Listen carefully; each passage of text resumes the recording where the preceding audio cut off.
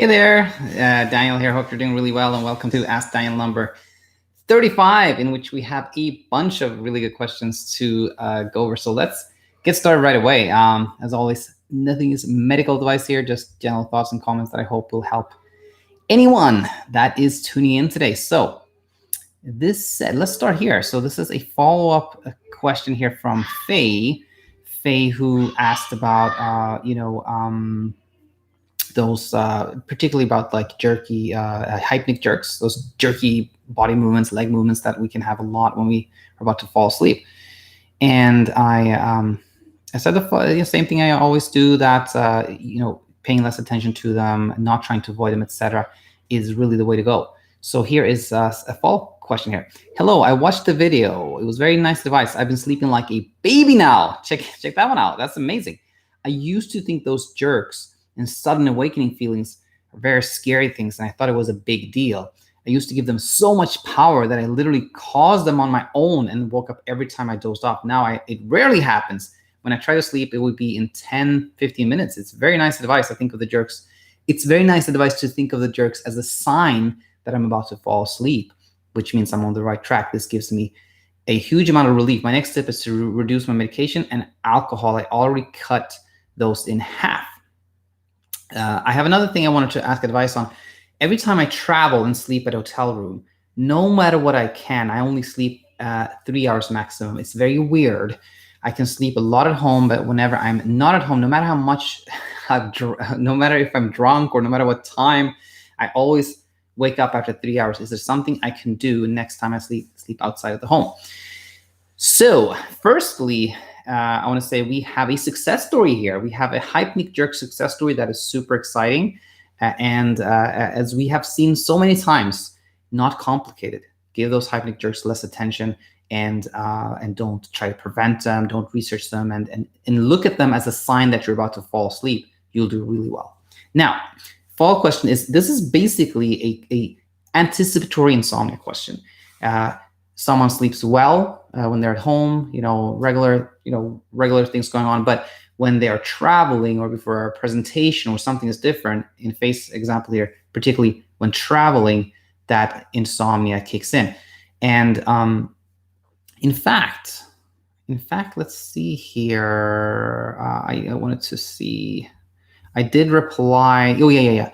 I did reply to Faye that Faye could check out Insomnia Insight number 275 and 286, which are both about anticipatory insomnia. But here are my anticipatory insomnia kind of advice, and I believe I have 3 or 4. Number 1 is it is expected. When you are traveling, you're in a new environment, or you have a big presentation tomorrow.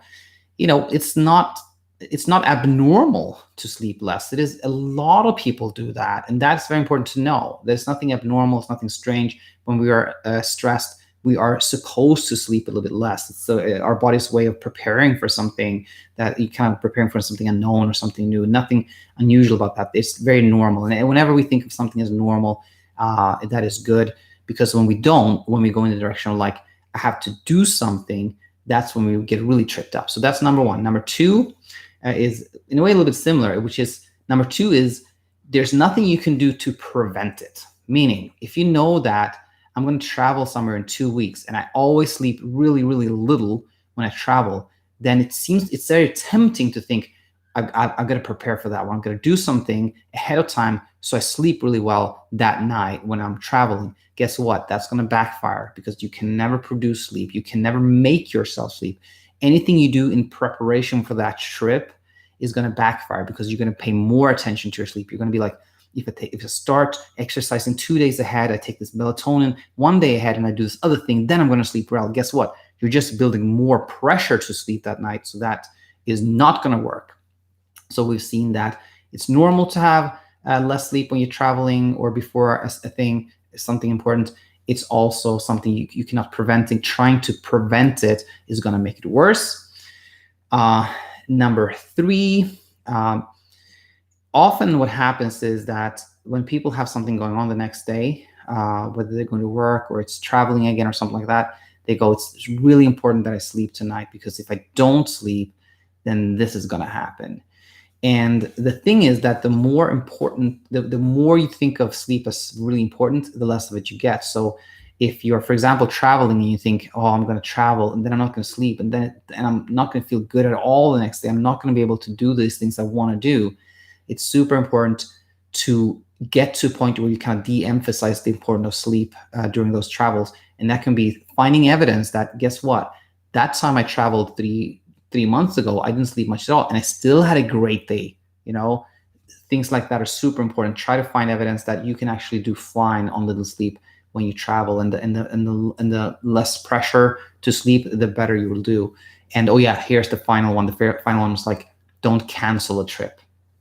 Don't cancel a trip because you're like, oh, I'm not going to go there because I'm not going to sleep.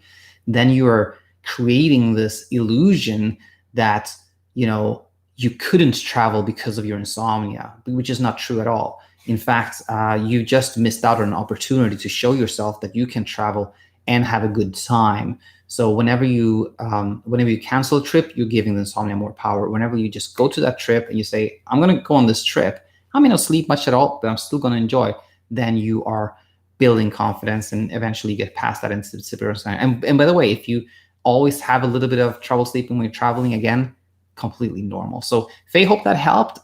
Stay in touch. And again, thanks so much for that encouraging success story with those jerks. Cool. So having said that, there was another email here from Marvin. First question from Marvin. Welcome to the community here, Marvin. And Marvin asked the following. Dear physician, what is your opinion of CBD, a natural plant-based product for sleep/insomnia? And I said I would answer today or maybe Thursday. And then Marvin said, excellent, perhaps also melatonin. And what I'm going to do is actually answer, give this, it's actually the same. In my opinion, it's the same answer to both CBD and melatonin. Here's the thing. Basic sleep physiology, if you will, is that person who sleeps amazing, sleeps fantastic, sleeps great, ask them what they do to sleep, and they'll be like, well, I don't know, I just sleep. I just go to bed and sleep. And that is true. They sleep so well because they're not doing anything to sleep. And the more things we do to try to sleep, the less sleep we get. Now, when it comes to CBD, people can use that for various reasons. But if the intent with it is like, I'm going to take the CBD because I hope it'll make me sleep, then that has become a sleep effort. You're now taking the CBD to try to produce sleep, make yourself sleep, which always backfires. Because if you do CBD or melatonin or valerian root or medications or whatever it is to try to sleep like that, you are on the path towards frustration or you're on the path towards confusion. And what happens is, let's say you take some CBD and you sleep no better, then guess what? You're going to be like frustrated. You're going to be like, that didn't work. Nothing works. It's hopeless. I can't do anything. That's not going to help you sleep at all. Frustration is not going to help you sleep. So that's the path towards frustration. And then let's say you take some CBD and you happen to sleep really good. Then something even worse has happened. Now you are starting to believe that there is something kind of wrong with you. You can't really sleep on your own. You need this outside thing to make you sleep, and your confidence in yourself has started to erode. Your sleep confidence is starting to erode, which is even worse because after a while, when you've taken CBD for 2 months or something like that, and something stressful happens, then it seems like the CBD stopped working. You're like, what happened? It worked great. Now it stopped working. In fact, what happened was you had relied on the CBD for confidence to make you believe that you could sleep, but then something stressed you and it wasn't enough. That CBD confidence was enough. Now you can't sleep. Now you think there's something wrong with the CBD or your insomnia has gotten worse and you're looking for this other thing to make you sleep. That's the path towards, that's the confusion path. You're like, what's going on? So my thinking here is, it is never ever good to take something hoping or wanting or thinking that will make you sleep. And so that's the answer there, really. I felt there was one more thing I wanted to add, but I think that's it. So yeah, I think it's never good to experiment with things trying to help them kind of make you sleep, for sure. So Marvin, I hope that helped, and do stay in touch. Let me know if there's any follow-up questions. And so I'm going to take a little note here. We've talked to Faye and Marvin, and I'm just doing this for when I create the description to this video, it'll be a little easier. Okay, cool. Now we have actually a question I have gotten in the past, but I don't think we ever really, we may have talked about this a little bit on the channel, but not so much. So that is always really nice with new questions. So this is from Aleksa, who is also new to this channel. Very welcome. Hi, Daniel. Been watching your videos for a week or two. Love them. Such a refreshment knowing that some people are talking real talk, not giving the general BS advice. 100%. I'm so happy you found them. And, I could go on and on about all the BS out there. Totally. I'm super happy you came across my channel. I struggle with generalized anxiety disorder for some time. Having insomnia is a side issue. Interestingly, I do not feel fatigue the day after a poor night's sleep. My general anxiety disorder is keeping me awake, restless, and alert during most of the day. At night, I start getting sleepy and have no trouble falling asleep around midnight, but then I wake up around 4 a.m. It's like my anxiety dips around those times and then spikes around 4 a.m., letting me know that it's wake-up time. I haven't bumped into any of your videos talking about anxiety-related insomnia, although by now I know that the principles are almost the same. I periodically have days of low anxiety, which leads to a good night's sleep. So my level of anxiety dictates hours of sleep on that night. For me, I don't have fears such as getting a serious disease because of poor sleep. My biggest problem is my looks after a poor night's sleep. I'm constantly looking myself in the mirror, looking for puffy eyes and dark circles. How big are they today? Is it going to be worse? Am I going to be attractive? I'm going to look terrible and old. People are not going to like me, etc. I'm 22 years old. Questions. How am I going to look in 5 years having insomnia is scaring me. So first of all, Aleksa, thanks for this question. And it's one of those that I'm sure a lot of people have, because again, I have come across this one before. And so there are kind of two things here. I just want to comment on the anxiety and then talk about the looks, the question of looks and appearance. So yes, there's no question at all, of course, that anxiety is a big reason people have insomnia, certainly, but it's kind of bidirectional in a way, meaning like a lot of people that have insomnia and work on that and get better sleep also feel less anxious. If you feel less anxious, you also sleep better, etc. So what I'm getting towards here is that if you have both anxiety and insomnia, using what I talk about on my channel to sleep better can help with the anxiety for sure. So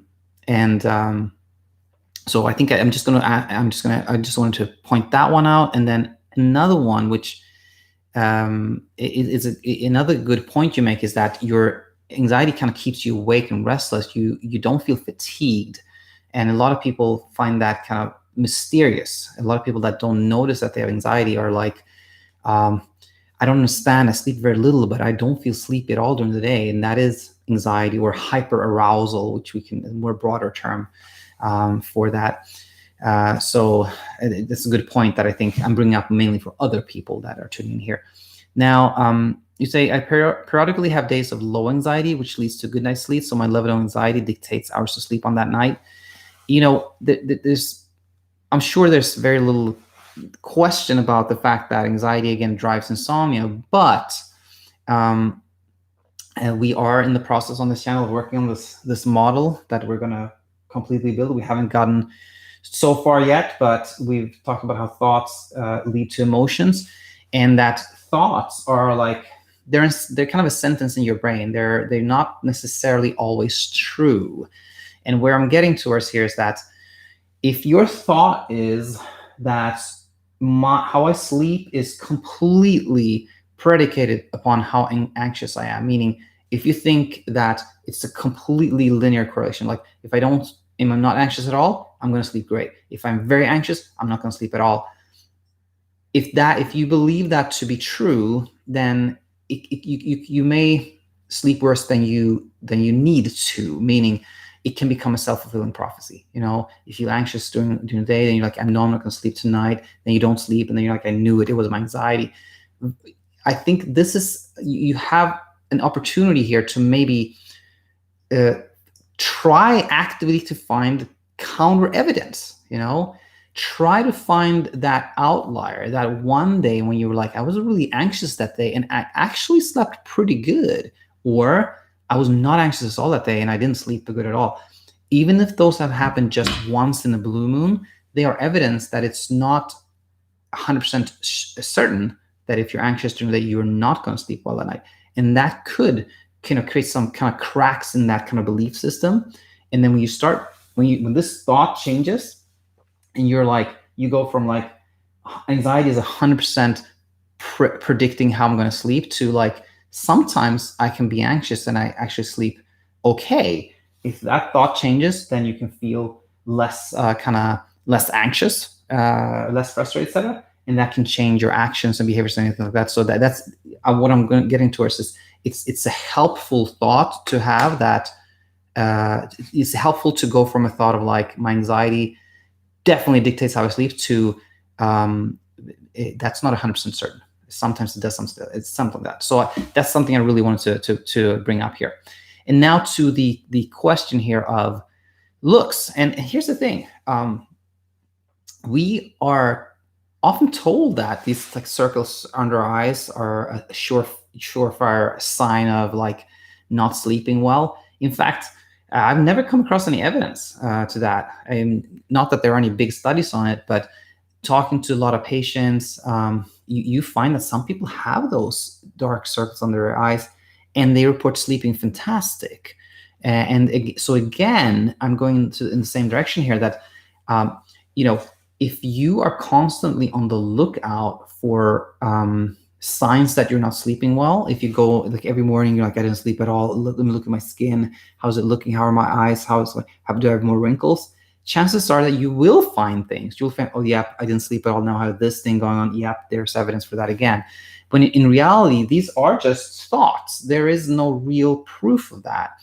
And the reason I'm bringing this up is, the more we think of sleep as important for any reason, but in this particular example, if you have the belief that I have to get good sleep, otherwise my skin is going to deteriorate, I'm going to look aged, and I'm going to look terrible in 5 years, then what you're doing is you're building up pressure to sleep well. You're putting sleep on a pedestal. You're thinking that if I just slept better, I wouldn't have these appearance issues. So again, whether it's true or not, we don't know. I personally don't believe that it's true, but that doesn't actually matter. What matters is that you see that if you changed your belief, if you could find evidence that, you know what, I didn't sleep hardly at all last night and I still look pretty good. If you can find evidence that sleep is not that important to your appearance, you're going to sleep better. And then the whole question of whether it affects your appearance or not is going to be irrelevant, because you're sleeping well. So I think that is super important to examine those beliefs again. So Aleksa, hope this helped. Do stay in touch. If there's any follow-up questions, do let me know. And again, thanks for this question. And and we'll go from there. So that was from Aleksa. And let me write that down again here. Aleksa. And now we have a question from Lena. Oh yeah, here it is. Lena wrote the following 3 days ago. Hi, Daniel. I have an observation I want to share that might be helpful to some people. As I mentioned before, I've been having trouble falling asleep because of the pandemic, as I'm constantly stressed out about it. By the way, I remember Lena is working, I think, in retail and has a lot of interfacing with people. I'm not concerned about hypnic awareness anymore, as it completely disappeared after I stopped putting too much thought on it. So there's another little success story, just like we heard from Faye, who had this awareness of falling asleep in hypnic jerks and is doing fantastic. Same thing with Lena. It completely stopped after I stopped putting too much thought on it. That's amazing. That's great. But what happened to me a couple of days ago is I was awake for 2 days in a row, and then I started micro sleeping. It was so weird. and eventually my body just put me to sleep. It gave me some sort of comfort that sleep will come back no matter what. Now I feel much better about not sleeping and just give into it. What are your thoughts about microsleep in general? Thank you.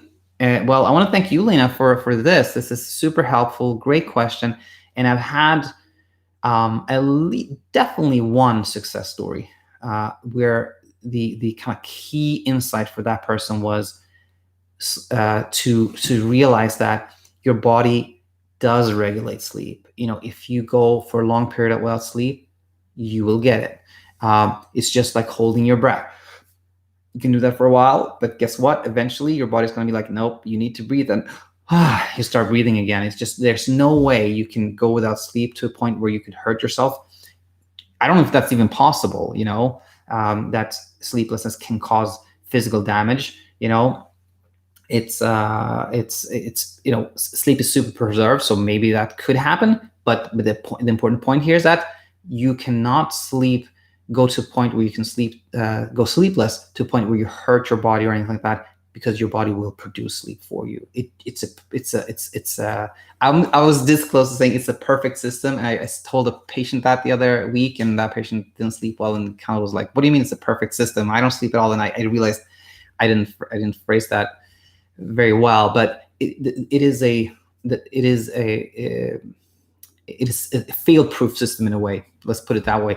That if you go without sleep for a stretch of time, eventually your body will produce sleep, and that I want everyone to know that. I think that can be really comforting, and I'm super happy it was comforting to you, Lena. And microsleep, my thoughts about that in general. There are like I talked to somebody about this the other day, but there are kind of two types of microsleep in a way. One is when somebody is sleep deprived, which is a little bit different from insomnia, because insomnia is like, you can be very sleep deprived if you have insomnia, of course, but insomnia is more like the struggle. I can't sleep, I can't stay asleep, I can't fall asleep, versus sleep deprivation, which is simply a person doesn't have enough opportunity to sleep. Think about the person working 2 jobs and they have small kids, and they only have like 4 hours to sleep, and that's it. That person can have microsleep during the day because they're just so sleep deprived. When it comes to insomnia, you often see microsleep when the person with insomnia is sleepy, and when their hyperarousal goes down, which is when they're not trying to sleep.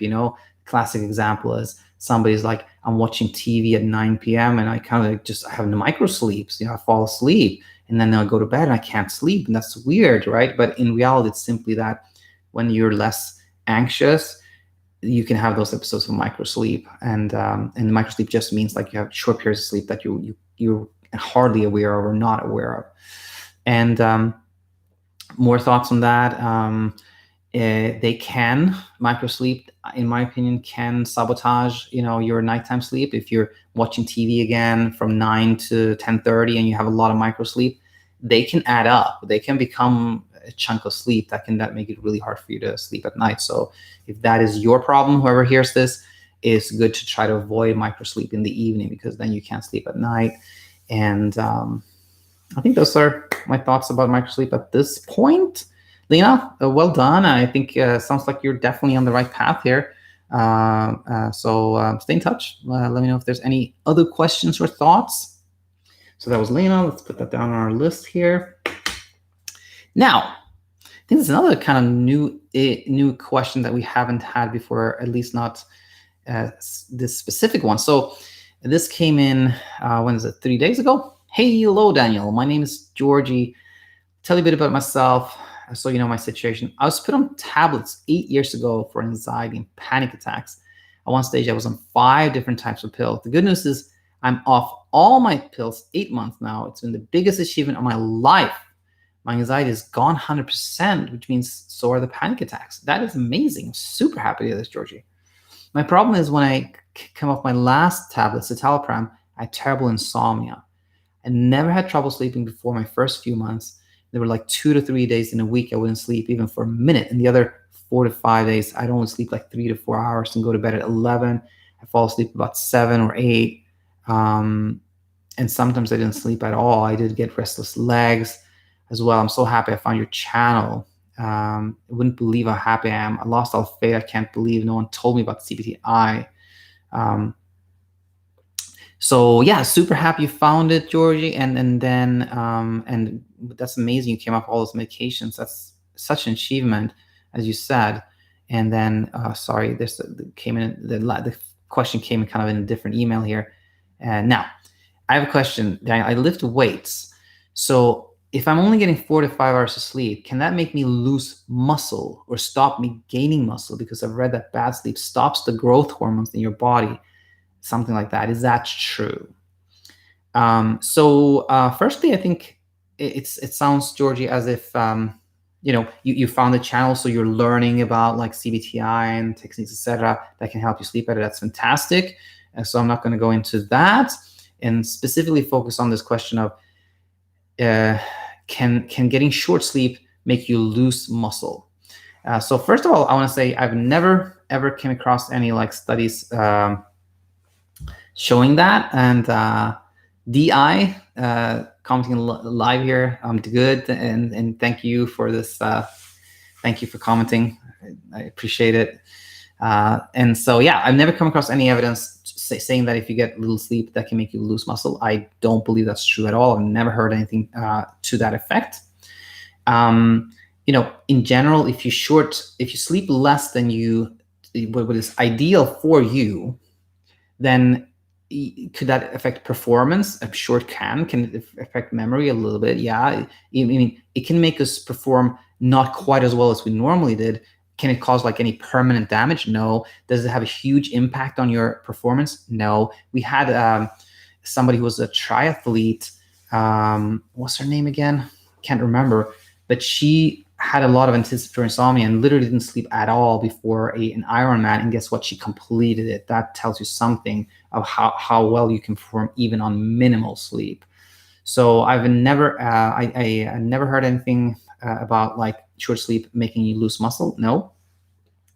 Now, what I wanted to add again was kind of very similar to what we talked about when it came to Aleksa here, which is again, if we look at these thoughts here, if your thought is that short sleep can make me lose muscle, that's going to make you kind of anxious and worried, which is going to make you sleep less. So again, I believe there's no truth that short sleep makes you lose muscle. Never heard that.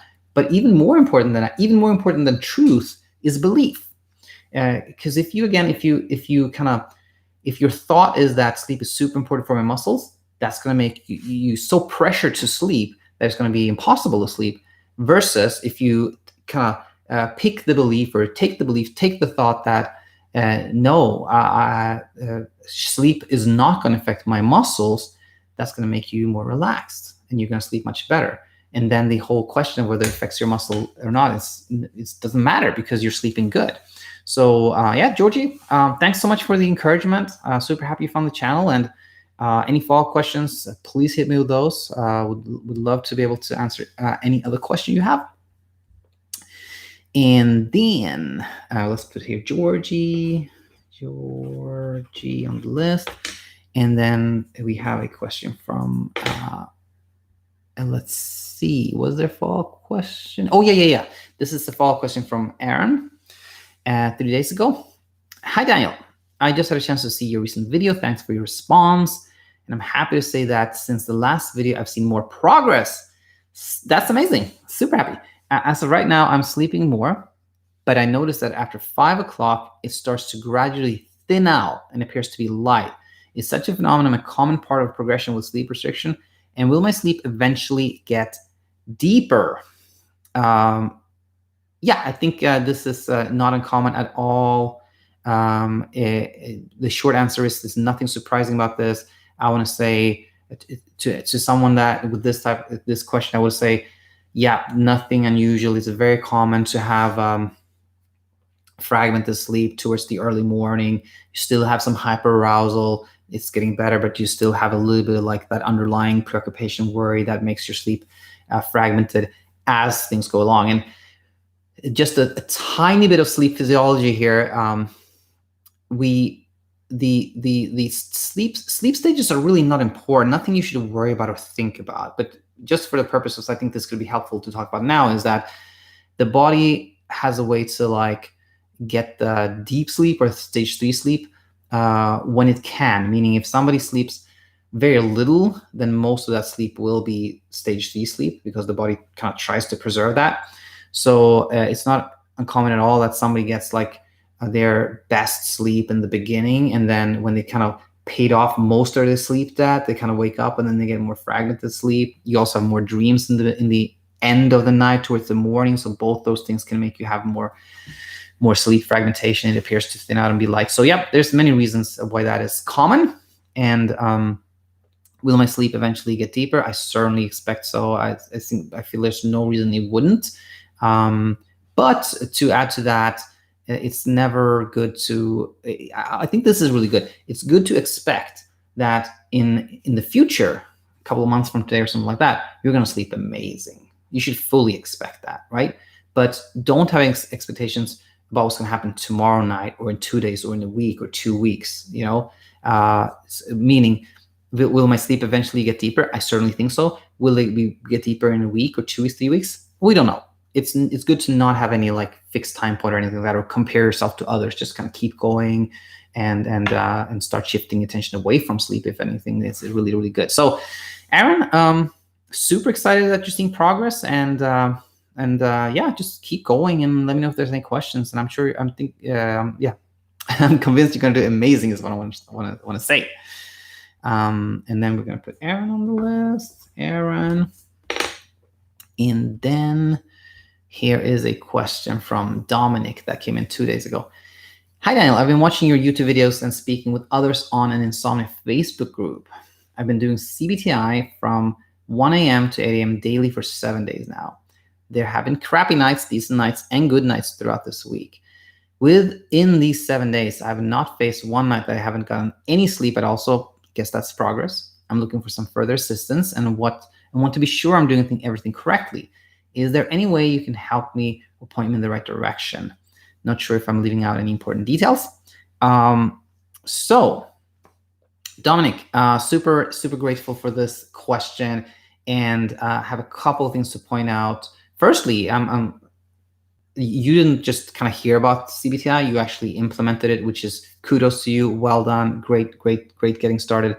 Now, one first thing I want to just point out is that oftentimes CBTI, cognitive behavioral therapy for insomnia, is almost like thought of as the same thing as like sleep restriction, bedtime restriction, spending less time in bed. That is a big part of it, but the educational part, understanding why you have insomnia, like how sleep works, and about sleep at first, that everything we try to do to sleep makes the sleep last, and like this is at least as important as spending less time in bed. Very important too. So let's always remember that one. Education is super important. That was number one. Number two, I haven't, there's not been a single night where you didn't sleep at all. That's great. Having said that, that the first week, the first 2 weeks, and sometimes even longer, but typically the first 2 weeks or so, I want to say a lot of yo-yoing, sometimes there are patterns. Some people develop this, like, I sleep good one night and then I don't sleep at all one night, or I sleep good for 2 nights and then I don't sleep at all, or patterns like that often happen in that yo-yo stage, the first 1 to 2 weeks. So that is completely expected. It's really just like your brain is going from, sometimes it's really sleepy in there and it just makes you sleep, and other times it's like still kind of on the lookout, what's going on. It's kind of really hyper alert. So there's a lot of yo-yoing. Now, I want to say this completely normal. I want to be sure I'm doing everything correctly. When the only thing I want to add to that is, like, don't forget to educate yourself. Make sure you can understand why you have insomnia, where it comes from. That really will help you. And other than that, if you haven't you browse my channel and you think, I think I understand everything now, then the key from then on is actually not to question what you're doing. Like, Sasha Stevens, my favorite author, who's written the Effortless Sleep Method, she says, when somebody asks her, am I doing it right? Then she says, no, you're not doing it right, because you're asking if you're doing it right, meaning try not to question it. Just like set it and forget it. Pick you're going to spend 7 hours in bed. Cool. And other than that, you're just going to keep moving on and enjoy your life. Once you learn about insomnia, you're just going to not paying attention, etc. Like just kind of keep going with that. That is the way to go. And other than that, I want to say I was very encouraged actually by this last. Actually, this email is a very short one, and then in the end, Dominic says, "Not sure if I'm leaving out any important details." That made me very encouraged. Typically, when people have trouble sleeping, there are tons of questions like, "Could it be this? What's going on? Is this going on?" And the fact that you don't have too many of those questions makes me believe that I don't think you had that entrenched insomnia, which is going to make it easier for you to get to a point of good sleep. It's going to probably require less work for you than for somebody that had more entrenched insomnia, more questions, etc. So Dominic, well done. Keep going. I think you're going to do really, really well. And if you have any follow-up questions, of course, come back with those. And then we have, let's say, 2 more questions to go over here. And one of them is from Vince.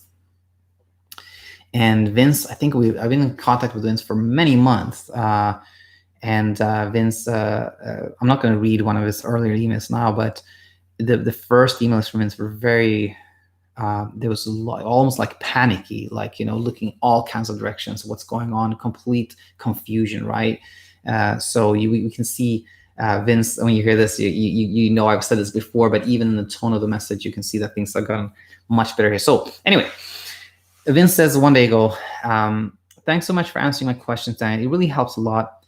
It was 2 weeks ago, and it was like a miracle. I finally slept. I slept for 2-3 hours. I woke up. I slept again for 2 hours. That really made me happy. I thought I was cured. But the last 2 days, again, I sleep half wake, half sleep. I know it's because I was expecting to sleep and try to fall asleep. And compared to last 2 weeks, I just slept without thinking of anything. I know you told me to shift attention and refocus my life to be happy in life. It did work, but now I have a feeling of anxiety that my insomnia will haunt me again. Although I'm not afraid of it too much now because I can handle it. I'd like your advice of how I can be back to that state of mind and not caring about my sleep and let go and sleep. Well, Vince, I'm super happy you're still in touch. And I want to say this, that this scenario is a very common one, that someone is doing better and then has kind of a setback, right? And the number one thing is the setback often gets the attention. I mean, that's natural. When things are going well, we're like, oh, I'm happy, things are going well, blah, blah, blah. And then something happens, it's like, dang it, how can I fix this? It is natural that the setbacks gets the attention, but try not to. Try to make what happened before the setback the headline. Try to be like, yeah, I'm not sleeping much now, but before that, I was sleeping good. There's nothing wrong with me. I can sleep. And focus on the positive. That's always really, really good. Number 2, I'm super excited about the insight here. I know it's because I was expecting to sleep. You slept better, and you're like, can I sleep better again? Am I going to sleep better? And then you don't because of the expectation. That insight is super, super valuable. And so I'm just happy about that one. I think that's really important. And now here's the thing. I made an episode. I can't remember when it was. If you want to, Vince, you can just browse my channel. And I called it like 4 reasons setback is a good thing or something to that nature. But I really believe in that when you're in the position you're in now, Vince, when you slept better, now you're not sleeping well, what can you do? The key there is it's kind of the same as always, but it's more important now than ever not to change anything, not to start being like, oh, I'm going to tweak this thing, I'm going to tweak this other thing, I'm going to change things, because then you are on the way down that rabbit hole again, where you're chasing your own tail and you're changing some things, and then you sleep worse and then you change some other thing, and then this is the time to be like, I haven't slept much at all for 2 days. I'm not going to change anything. I'm going to do exactly what I've done for the past 2 weeks. And guess what? We don't know when, but in a couple of days or something like that, you're going to be sleeping better again. And then you're going to be like, there you go. I can get back after short sleep without doing anything. And that's going to be huge for your confidence. Even now you have good confidence. Like, although I'm not afraid of it too much, that's amazing. This setback can like catapult you towards kind of the next level, and where you have more of these miracle nights. So all summary here is really, don't do anything. Don't do anything. Just keep going, do whatever, don't change anything, and sleep will come back to you. And then it's kind of like scar tissue, it'll be stronger than before. So just hang in there, Vince. You're going to do amazing. And by the way, I'm guessing you can't play basketball right now. You can't be outside, which is working against you. So the fact that you have been sleeping well, up until recently is really good. So yeah, Vince, hang in there, stay in touch. Let me know how things go. Absolutely. Okay. And then finally here, let's see, Aaron, I want to make sure my list here is accurate. We talked to Aaron, and then Dominic, and then it was Vince. Cool. And then we have Rebecca. Okay. So here we are. Rebecca has been contributing with a lot of great questions, and here is another one. So Rebecca, one day ago, so I think yesterday, said, "Hi Daniel, so I got about 5 straight hours of sleep. I'm so thankful, ! Yet, and still not very refreshing. Does it take time, ? The quality of my sleep is not where it was before this happened. It's like I can't feel my sleep." I want to say this, Rebecca, that yes, it does take time. It does take time. It's kind of like exercising your body, that in the beginning you feel pain all over, and you don't want to go to the gym, and then you go again and you're like just painful. It takes a while before it starts feeling, you're building up kind of muscle and you're feeling good or better, etc. It's kind of the same thing. It's a lot of up and down. It doesn't feel good in the beginning. Yes, it does take work. It does take time. It does take time. Just to give you an idea, I want to say that for someone that had, maybe trouble sleeping for a couple of months, it was pretty significant, but not like super impactful in their lives. For most people, after like somewhere between like 4 to 6 weeks, they're in a pretty good spot. They're starting to feel better, etc. And by the way, these are, I'm talking about people that I've worked with as like a client or a patient that I've worked quite a lot with. But typically it takes that amount of time before they really start noticing progress. That said, there are people that I worked with for 3 months, and it took them like 3 to 4 months before really getting better. So in your case, let's see, the first email I got from you, Rebecca, seems to have been March 26th, so not that long ago, and you already had this one time where you got 5 hours straight sleep. That's encouraging. So I want to say, just again, make the headline that you get 5 hours of sleep. That's amazing. That's great. You can sleep. There's nothing wrong with you. And if you just keep going, set it and forget it. Don't spend too much time in bed. Learn about insomnia, but when you understand it, then shift your attention, do things you enjoy, etc. And you'll do really well. So short answer is, it does take time, and I'm super encouraged that you've had anything that's positive. Any positive little thing is great here early on when you're trying to reach that point where you sleep really, really well. So with that said, I felt like I had an announcement. Oh, yeah. I am soon going to be starting to coach people on my app, which has been down for a couple of months, Bedtime with the Y, BEDTYME. But if you want to be part of the soft launch and be one of the early clients, then go to www.bedtimewithy.co and leave your email, and you'll get notified. I mean, I'm going to announce it here too, but then you'll get an early announcement there. And with that said, we will conclude here. Thanks so much, everyone, for questions. And I'll be back again tomorrow. Until then, take it easy.